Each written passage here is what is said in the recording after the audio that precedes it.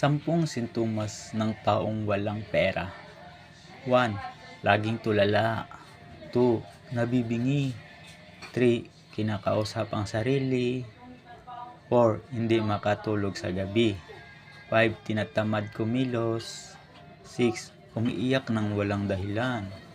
7. Walang ganang kumain. 8. Mainitin ang ulo. 9. Masama kung makatingin.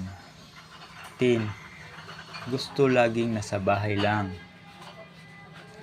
Tiwala. Simpleng salita, pero mahirap ibalik kapag nasira. Walang halaga ang sorry kapag nasaktan mo na ang damdamin ng isang tao. Mapapatawad ka man, pero mahirap nang ibalik ang dating niyang tiwala sa iyo.